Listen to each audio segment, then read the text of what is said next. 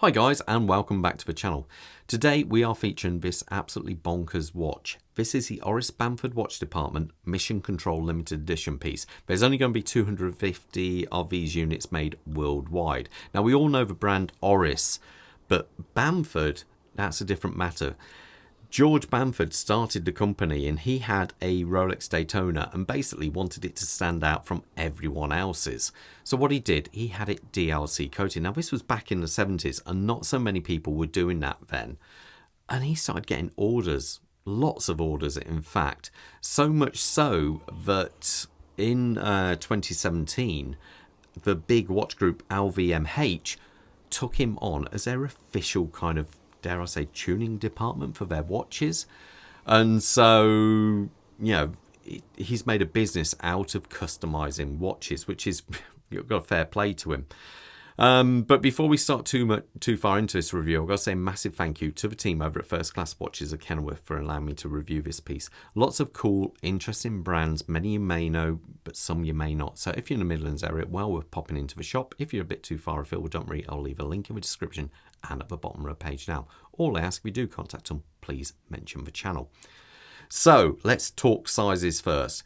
This is one chunky monkey. It is coming in at 47 millimeter case size, a thickness of 17 millimeters, a lug to lug, get ready for it, of 50, just under 55 millimeters, and the lug size on this is an unusual 23 millimeters. But one thing I should say is the weight of a watch is only 98 grams due to its construction, which we'll talk a bit more about in a minute.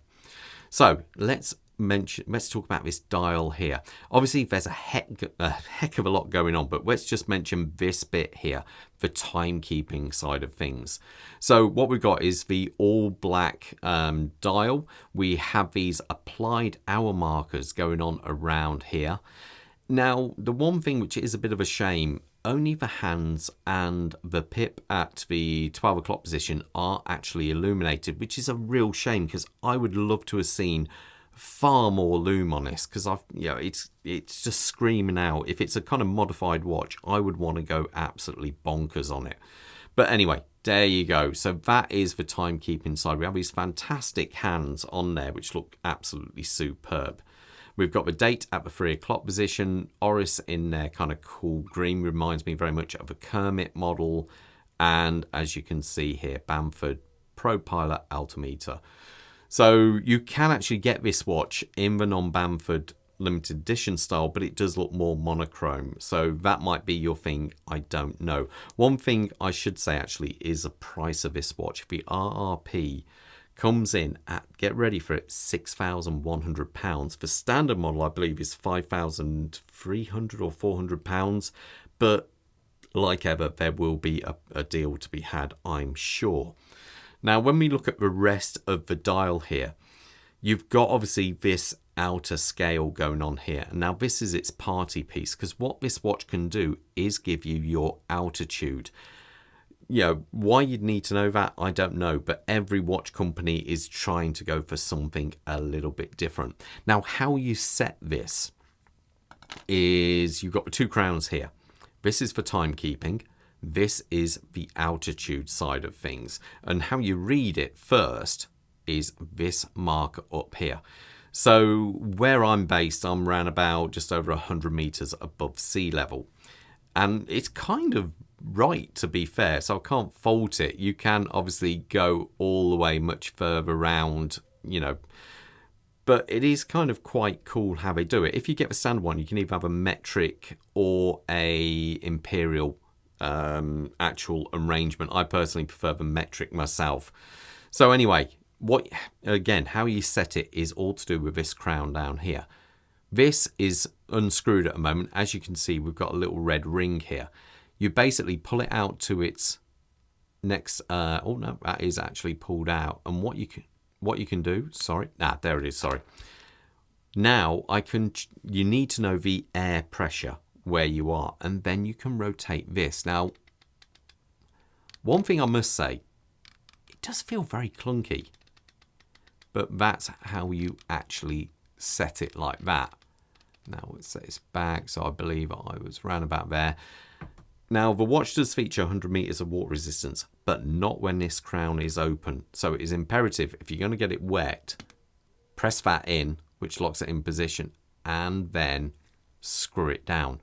Only then is this watch truly 100 meters water resistant. What I think, though, is a shame is they didn't loom any of this up, because it could have looked absolutely superb. As you can see, the dial kind of floats in the middle of this arrangement. And if you see here, you've got the little feet, which are all done in matte black to match everything else, so you don't read it so much. And they help secure that dial, which floats around there.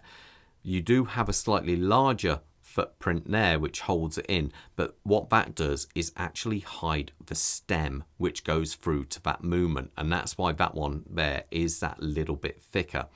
Now, as we come past that, we are greeted with a beautifully curved sapphire crystal. Real nice curve on it. It does feature AR coating on both sides of it. And so it does, as you can see, it does a pretty good job of stopping most reflections there. Now, the bezel, I should point out, does follow the ProPilot theme with this kind of curved knurling going on around there. The actual case of the watch is carbon fibre and titanium. So this bit here is all carbon. The inner ring to the bezel will be titanium, which has been DLC coated, and the case back will be titanium. And as you can see, you've got all the different scales on the back there. One thing I would say, though, is it does feel a little bit rough. I would have liked to have seen it a little bit smoother, maybe polished, but I suppose that doesn't really match the whole ethos of this watch, which is kind of rough and ready, kind of, I don't know.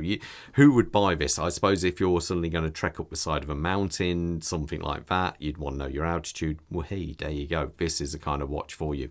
The two crowns themselves, we've got the signed Oris one here, and you got the Altimeter set one here.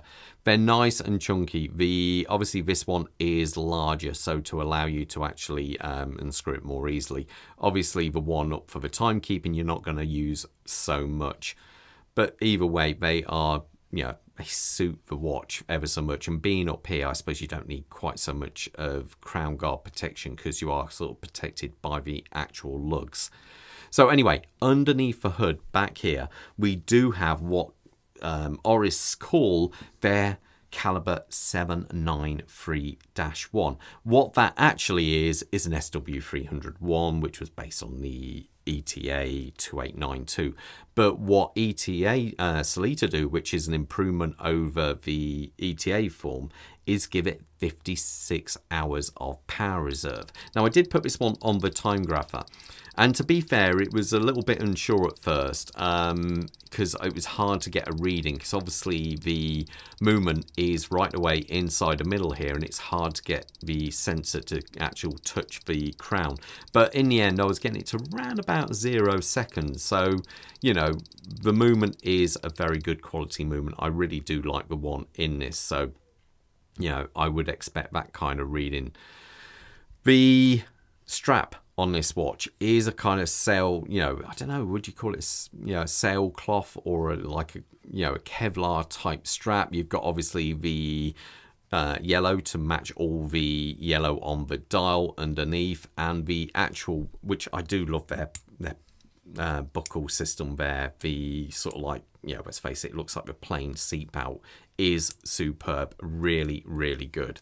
Folds over, clips in nicely. Let me put this one on my wrist so you got an idea how it looks. Let's zoom out here. Quick wrist check. I'm wearing my Zin 104, and Bob has got the, I haven't sent it back yet, the Hanhart 415 ES, which has to go back at some point.